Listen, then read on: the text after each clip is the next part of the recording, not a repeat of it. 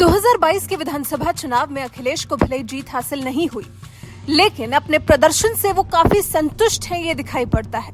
अखिलेश ने जो अपने अकेले के दम पर 111 सीटें निकाली हैं, उससे अखिलेश और उनके समर्थक गदगद दिखते हैं। और फिर साथ में जयंत चौधरी और ओम प्रकाश राजभर भी तो हैं। अखिलेश के लिए इन दो लोगों की अहमियत कितनी है, वो चुनाव के दौरान खूब दिखाई दिया। लेकिन अब विधानसभा चुनाव को पीछे छोड़कर आगे बढ़ना है लोकसभा चुनाव की तरफ।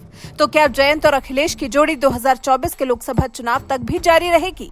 ये सवाल काफी अहम है, क्योंकि अभी लोकसभा चुनाव में 2 साल का वक्त है और यूपी की राजनीति में तो हर पल कुछ नया हो रहा होता है। तो 2024 की तस्वीर अभी से कैसे बताई जा सकती है? लेकिन हाँ, 2024 की क्या तस्वीर होगी वो इस जुलाई के बाद, यानी कि जुलाई 2022 में साफ हो सकता है। कैसे? तो बात दरअसल ऐसी है कि 2022 के जुलाई महीने में राज्यसभा चुनाव होने वाले हैं और अगर अखिलेश यादव जयंत चौधरी को राज्यसभा भेजने जैसा बड़ा फैसला लेते हैं तो मतलब ये होगा कि ये याराना पक्का है। ये दोस्ती 2024 लोकसभा चुनाव क्या उसके बाद भी यथावत रहेगी, ये तय हो जाएगा। अपने सदस्यों की संख्या के अनुपात में समाजवादी पार्टी 3 लोगों को पक्के तौर पर राज्यसभा भेज सकती है। क्या कहा जा रहा है? कहा जा रहा है कि अगर अखिलेश जयंत चौधरी के साथ 2024 के लोकसभा चुनाव तक अपना गठबंधन बरकरार रखना चाहते हैं तो जयंत चौधरी को राज्यसभा भेजेंगे। 2014 से ही जयंत चौधरी लोकसभा से बाहर चल रहे हैं। 2019 का लोकसभा चुनाव चौधरी अजीत सिंह ने जयंत चौधरी को बागपत जैसी सुरक्षित सीट से लड़वाया था।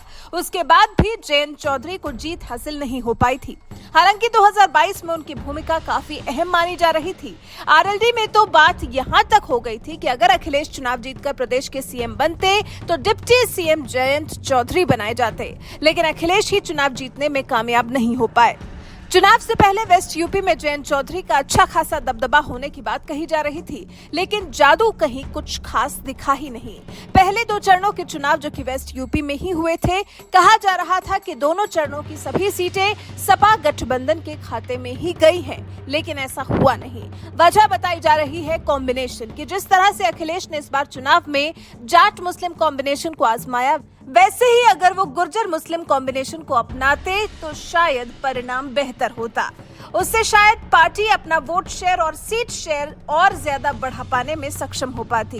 खैर, जो हुआ सो हुआ। अब तो सभी की नजरें जुलाई महीने पर टिकी हैं, जिससे 2024 की तस्वीर साफ साफ दिखेगी।